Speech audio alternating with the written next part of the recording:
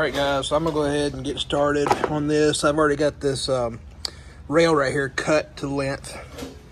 And I think what I am going to do is I am going to do, like I said, and run the battery wire from there. I am going to come through, but I'm going to triple insulate that battery wire, the positive.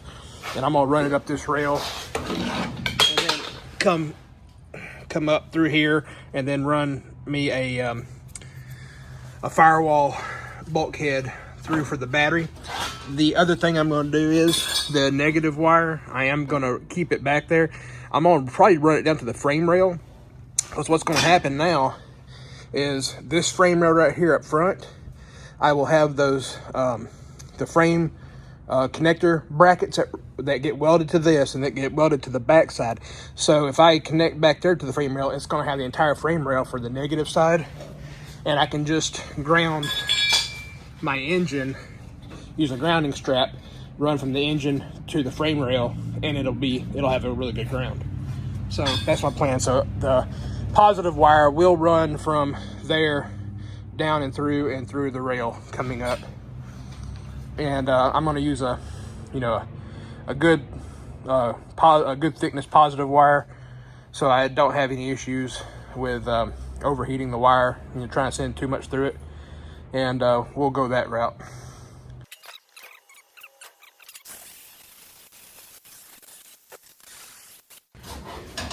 I'm gonna go ahead and do the back, or the outer rocker panel. I've already got the gaps ground down, and use the seamer to seam the areas that are connected.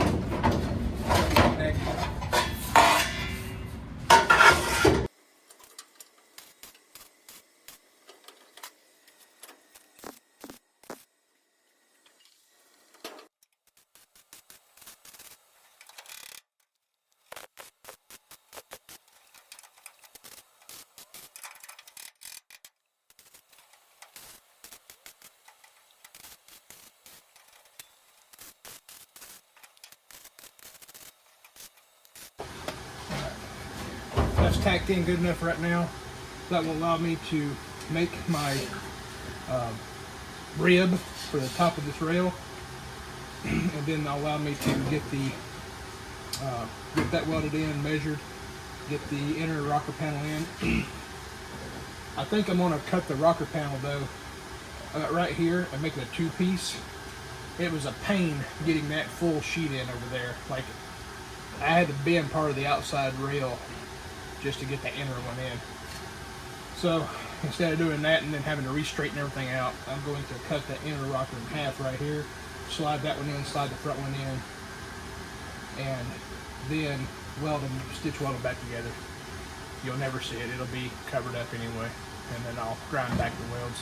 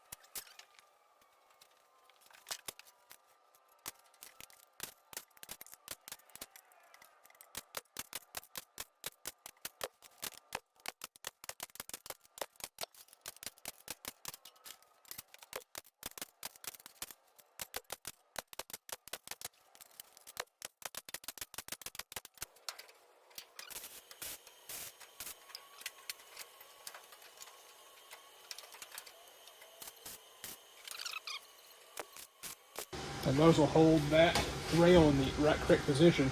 So now the rail is tacked to this piece, and this piece is tacked to the outer rocker. So now that's being held in the correct position. So now I can go through and I can weld the entire bottom side to the rail. I can cut up this one, fill in that back section, and then cut my piece that I have made for the other side.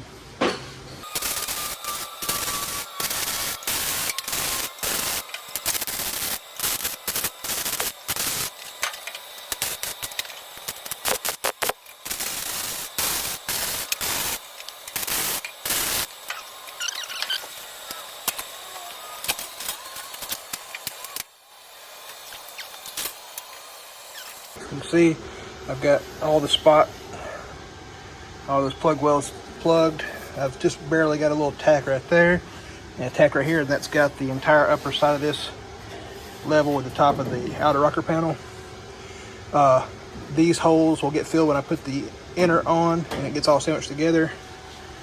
I'm going to take a piece of this, put it across the back there, and then I've got to cut out my other piece that will connect from here, go all the way forward, and then wrap up and cover in some of this. I can't go up too high with it. It'll come up and it'll go like this. I can't cover this hole up because that's where you put the bolts for the door hinge. But it'll come across here, cover this, and come up here, and it'll patch to this, which just needed a patch anyway. So, but that's how I'm doing that rail, and then that rail will also get welded to the inside of that rear rocker area there, and it just, I don't know, just going to help strengthen up everything. I'm going to run the wires through these, but those wires will also be inside of some of that I'm going to put some of that 1.25" flex conduit through this stuff. I can still get to it up there. I can still get to it back there, the ends of the tubing. And so I can still run that conduit. It's a non-metallic, like flex conduit. But we'll keep going.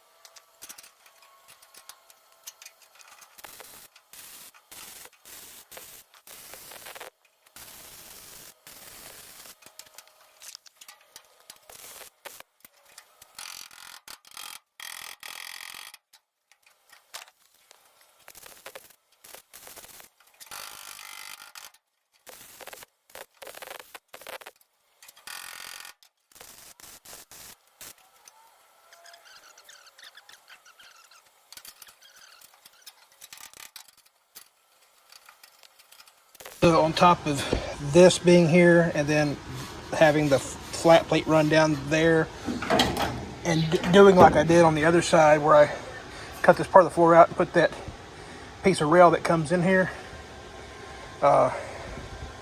you know, it'll make this all one. It'd be like a big T-brace. Now, all right, guys, I went ahead and got the video. Go ahead and got this done, and figured I'd go ahead and video it so y'all can see. So, see, I peeled back part of the floor, put this piece of channel in here. It's welded down both sides there, welded on this side, that side. Whenever I get to the point where I raise the car to start welding the lower part of the frame, I'll go ahead and weld the bottom side and all that. And then that's where you saw on the other side where I had made that piece of sheet metal that fit around it and then butted all the way up to the inner rocker panel. So that's what I'd done, is I had notched out the inner rocker panel so it would slide down past that, welded that up here, and then when I got down there I welded that notch back in, and then I made that cap that fit over the top of it. But there's how I tied in the other side, and then what I do is just lay this back over, re-weld all that back together, and do any other patches I have to do. But I forgot that on the last video, or I didn't video, I forgot what happened, but there you go, that's what I did. And now, there again, very strong, moving the whole body. And now whenever I go to put my interrocker panel in, and then I can sandwich all this together and weld all that back. So now, as it sits, that side is connected all the way down this side, connected to this right here now. So it's a big H-beam with being also attached to the frame rails. You can't get much stronger than that. I mean, this car is going to be a heck of a lot stronger. And then when I put those frame connectors from the front to the rear frame, it's going to be one solid body. Anyways, I'm going to continue on. I'm probably going to end up calling it short tonight, but I might get back out here and try to do some more things. But I'm going to keep making video. You guys have a good one.